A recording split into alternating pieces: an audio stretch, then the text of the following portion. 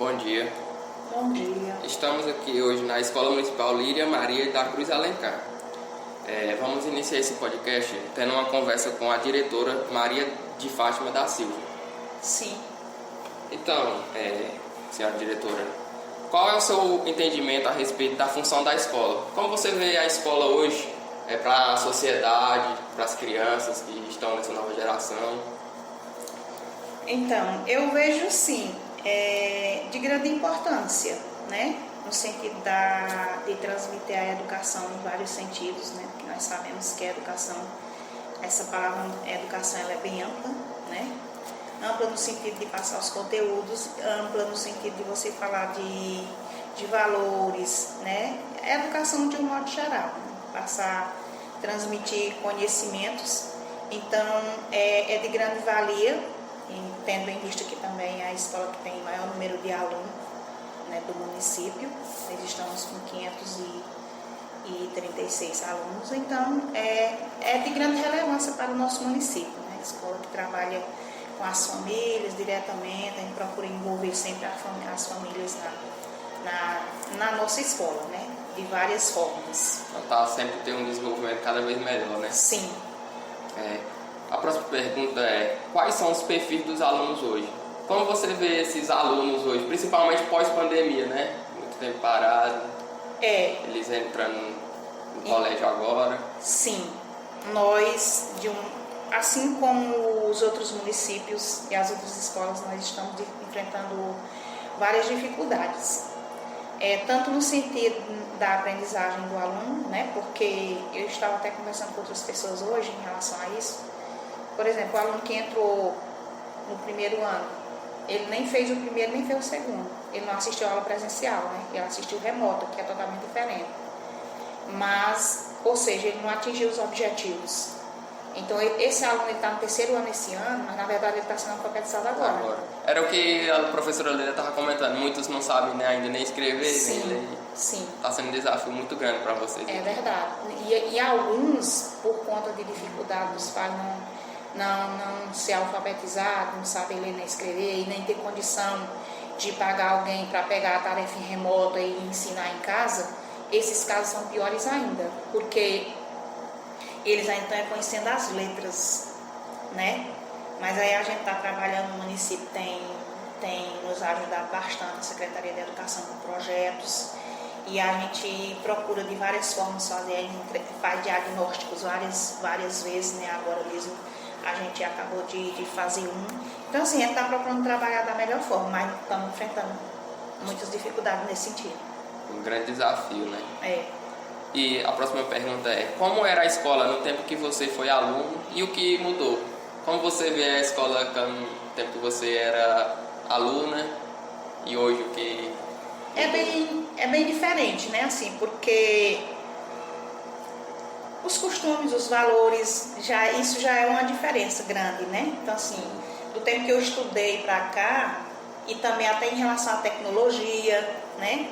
Que graças a ela foi uma forma que a gente teve de trabalhar agora na pandemia, né? Que aqui a gente formava os grupos por sala, e aí era transmitido os conteúdos, e aí os professores tiravam dúvida dos alunos, eles iam pegar a tarefinha, mas aí o professor ficava sempre à disposição para tirar as dúvidas, né? Então, assim, mudou bastante, né? Do tempo de lá para cá, em relação também à estrutura, que foi melhorando, né? Foi ficando mais aconchegante, então é totalmente diferente da época que eu estudei.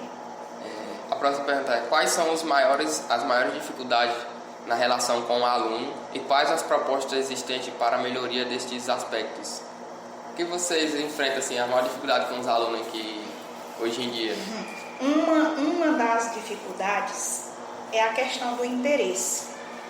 Diferente também dos tempos passados, que a gente tinha muito, assim, um grande apego à escola, muita vontade de aprender, muita vontade de crescer. Então, assim, a gente enfrenta essa dificuldade dos alunos.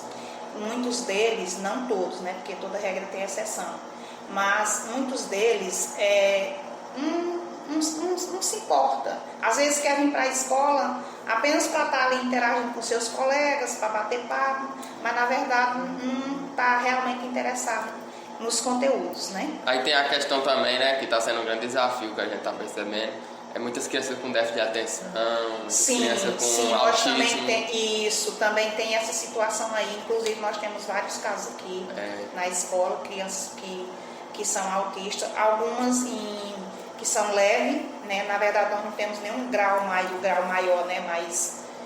Mas temos vários tipos aqui. Que já vai dificultando, atrapalhando a aprendizagem. E que inclusive a gente precisa recorrer à secretaria para poder colocar um auxiliar naquela turma que tem aquela criança com aquela dificuldade, né? Então, aí entra essa parte da dificuldade também da criança, muitos deles, os pais serem analfabetos e não ter como transmitir em casa. E também, tipo, eles acham que só é imperativo, gostam muito de ter mais, aí não vê como justamente. E alguns deles, mesmo a gente orientando, porque sempre que vem algum pai a mim falar, né, então na hora da matrícula, porque tem um campo lá para você dizer se a criança tem algum problema ou não, né, se ele tem alguma especialidade ou não, a gente sempre questiona o pai, porque a gente quer o laudo, porque através do laudo a gente pode requerer um auxiliar para aquela turma, né? Então está sendo um ponto bem positivo, a escola juntamente com a Secretaria de Educação procurar essa melhoria nesses aspectos, né? Sim, nós temos várias turmas aqui que têm auxiliares, porque nós temos vários casos. Isso é algo bem positivo, assim, porque é difícil a gente ver colégios assim que entram nessa, querendo solucionar esses problemas. Então, porque a gente sabe da dificuldade, né, do investimento na educação. Sim. Hoje em dia está mais precário ainda. Justamente. E ver essa... E fica difícil para um professor, por exemplo, de primeiro ano, que ele está com 25 alunos, 27, vamos supor, 28. Aí fica difícil para ele contornar, conseguir atingir um objetivo de aprendizagem com aquela turma, porque são crianças, né? São várias mentalidades, várias personalidades. Justamente. E aí quando entra uma criança com uma situação dessa, fica mais complicado ainda. Então o professor precisa de um auxiliar na sala. A próxima pergunta é: como você compreende sua função dentro da organização da escola, sua potencialidade e suas maiores dificuldades? Você como diretor, assim, qual você acha o desafio na organização? Porque você é a base, né? Praticamente você tem que estar ali observando tudo que está acontecendo, tentar organizar ao máximo. Sim, justamente. A direção, o nome já está dizendo em si, né? Ela é quem dirige tudo. Nada passa a não ser pela direção, né? Tudo tem que passar pela direção, né? Então, assim, muitas vezes a gente encontra dificuldades em lidar com determinados pais que, por falta de estudo, às vezes tem uma determinada ignorância, não sabe conversar direito com a gente. Quando a gente surge algum problema com a criança ou o adolescente, eles não sabem entender. Então, assim, a gente também encontra esse tipo de dificuldade. Em relação aos próprios funcionários, né, a gente tem também que saber lidar, e também a direção ela não pode ser aquela pessoa vista boazinha, porque a gente tem que chamar a atenção de qualquer funcionário, seja ele qual for, né, desde a coordenação até o vigia, a merendeira, todo mundo, ao professor, vamos supor, se desviado ali da sua função, a gente tem que chamar a atenção. Então, e também a parte de burocracia, né, de resolver tudo em questão de compras, de material, tudo é com a direção. Está sempre caçando melhorias para inovação para a escola também. E está sempre de elaborar tudo, de pensar em fazer reuniões, de pensar quando vai trabalhar um projeto, de pensar, então tudo está voltado a direção, é um pouco, usar a palavra aqui, puxado. Bastante puxado. É complicado, mas assim, eu já estou com 10 anos na direção do Lírio Alencar, né? E já em alguns momentos já pensei assim, até cheguei a falar com o pessoal da educação de entregar por conta dos desafios que são muitos, né? Porque conforme o tamanho da escola, a quantidade de alunos, funcionários, tudo aumenta, né? Tudo aumenta. Tudo uma pressão que vai sempre estar, você tem que... Sim, então às vezes a gente fica assim, meio cansado, né? Eu fico meio cansada e aí às vezes eu penso em desistir. Mas depois, quando a gente vai colhendo os frutos, que a gente vai vendo aqueles alunos também que são dedicados, aquele professor, aquele funcionário que também é uma pessoa efetiva, e aquilo vai reanimando a gente novamente, a gente vai dando a motivação, né? Saber que você está sendo um espelho que está ajudando várias crianças ali a ter um futuro brilhante na frente, né? Sim. É muito gratificante. É gratificante. Eu estou entrando aqui nessa área agora, licenciatura, ainda estou no segundo período. Aí tá sendo um desafio também, já fiz a PP1 no colégio, já tive um ambiente assim, já vi também que a dificuldade vai ser bastante grande. É isso aí. Mas é isso aí, com fé em Deus vai dar certo. Só quero agradecer por você ter disponibilidade desse tempo para gravar comigo aqui. Certo. Foi muito bom conhecer. Eu que agradeço, o prazer foi meu. Viu? Saber que você está cuidando muito bem desse colégio. 10 anos não é fácil não, 10 né? anos. Pois é isso aí. Muito obrigado, viu? Valeu. Mais um podcast sobre educação e como é o ambiente escolar.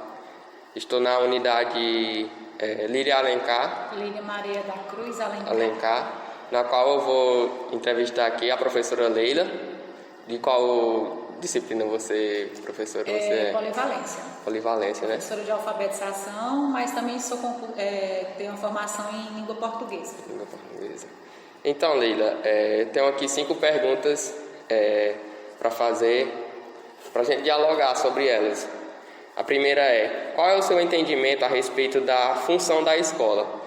Quanto você acha que é importante a escola para a formação do cidadão, para a nossa sociedade?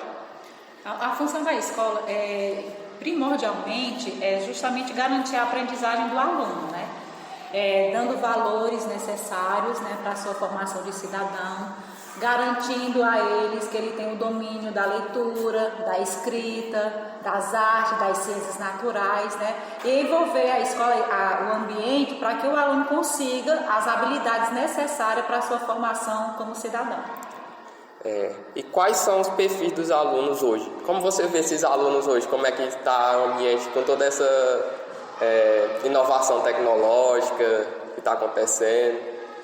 Olha, nosso perfil do aluno mudou bastante, tá? Em decorrência também desses 2 anos de pandemia, a gente recebeu alunos com os mais diversos tipos de sentimentos, de aprendizagem, de comportamento. A gente está assim, a gente veio preparado para a gente receber uns alunos, né, com esse tipo de perfil, mas só na teoria. Mas na prática, quando a gente vê aqui, foi um susto muito grande. Né? E principalmente esses 2 anos de pandemia, né? Nossa, mãe, a gente assim, são alunos que, e principalmente eu, no caso, que sou professora do ciclo de alfabetização, então, alunos que passaram a melhor parte para se aprender na escola, que é o ciclo de alfabetização, eles passaram em casa. Então, houve um prejuízo muito grande para essas crianças. Então, são crianças que já eram para estar lendo, né? Não com tanta fluência, mas já tem um básico da leitura. Nós pegamos alunos aqui que não reconheciam letra nenhuma. Então, o perfil do aluno, assim, em termos de aprendizagem, em termos de comportamento, a gente está com vários tipos. É um misto muito grande, a gente está tendo muita dificuldade, principalmente... O que antes já era um desafio muito grande para o professor, hoje esse perfil do aluno está um desafio mais ainda. Maior ainda, né? A próxima pergunta é: como era a escola no tempo em que você foi aluno? E o que mudou? Mudou muita coisa. Antigamente a gente tinha o professor como o mestre, né? Era respeito total ao professor. Hoje em dia a gente vê assim que esse respeito acabou um pouco, né? A gente tem muita dificuldade em relação a isso, a manter esse respeito de aluno para professor. Antigamente a escola assim, era muito tradicional também, né? Era aquela coisinha. Tínhamos muitos professores também bem severos, que não tinha comunicação com a gente. Ele era o maioral, só ele que falava. Hoje em dia essa troca mudou, né? Hoje em dia tem essa troca de comunicação, essa liberdade do aluno falar. Antes algumas disciplinas, a gente era privado de fazer isso, né? De expor nossas opiniões. E hoje em dia não, em relação a isso mudou, né? O que eu sinto falta, como eu te falei antes, era justamente isso, era o respeito que o professor, que o aluno tinha com o professor. teve as partes positivas e negativas, no caso. Isso. Que muitos não davam muita opinião, às vezes o aluno sabia daquele assunto. Queria falar, mas tinha medo. Tinha uma ideia talvez melhor do que a do professor, mas não tinha a oportunidade de falar. A gente era podado em algumas coisas quanto a isso. E aqui a nova praxis agora está querendo revolucionar isso, né? Também dar mais autonomia para o aluno. Não desrespeitar o professor, mas o professor vê mais as ideias dele também, né?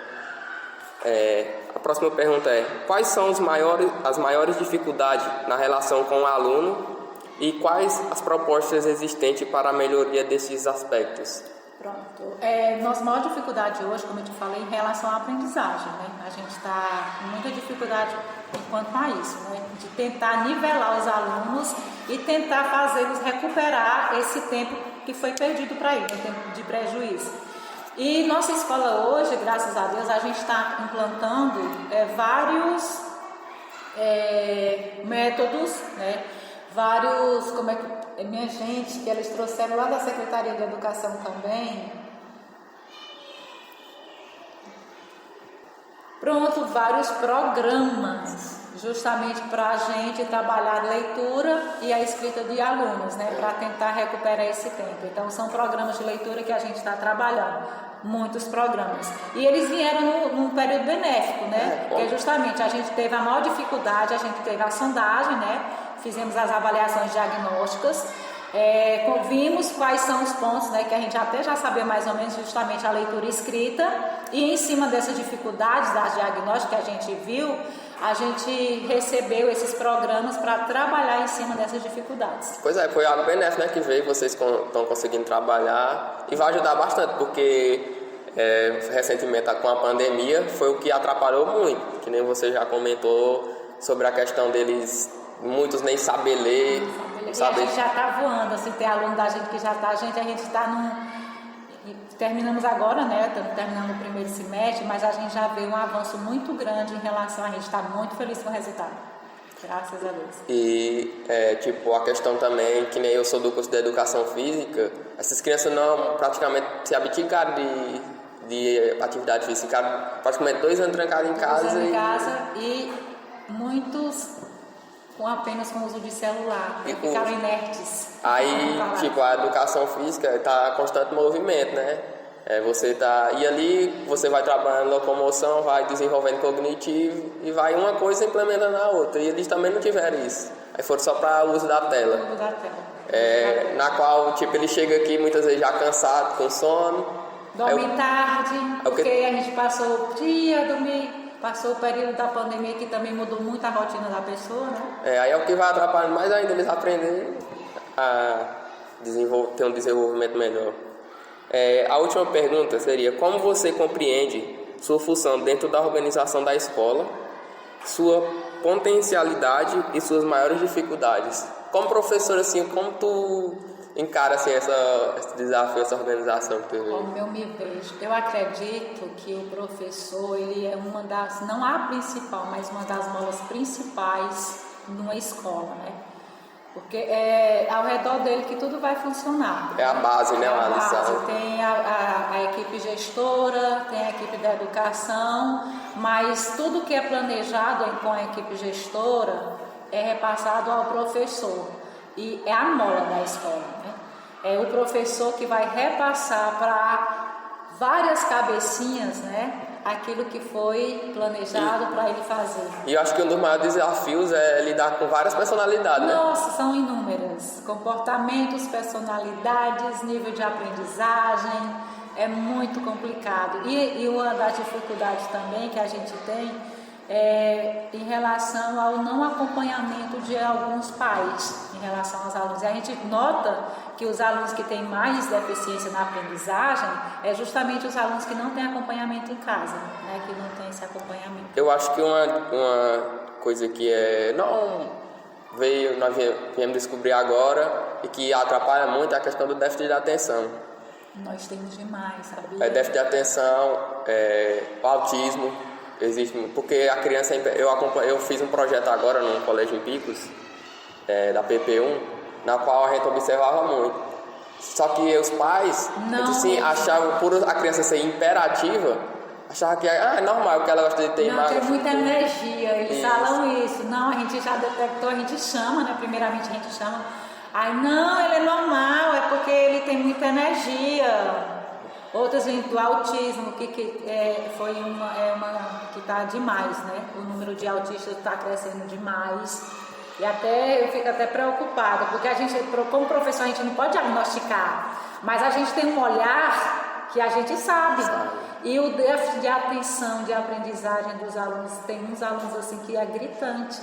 E a gente chama o pai, a gente conversa e a gente tem até a instrução de fazer, né, preparar um documento descrevendo como é esse tipo de aluno para mandar para o acompanhamento do psicopedagogo. Aí, além do professor, é psicólogo? É tudo, a gente é tudo, é babá, é psicólogo, é mãe, às vezes até mãe. O desafio é enorme, né? Pois é, muito obrigado por você ter cedido esse tempo para as perguntas, respondido. Muito agradecido, eu e meu grupo, viu? Por nada. Bom dia. Bom dia. Estamos aqui hoje na Escola Municipal Líria Maria da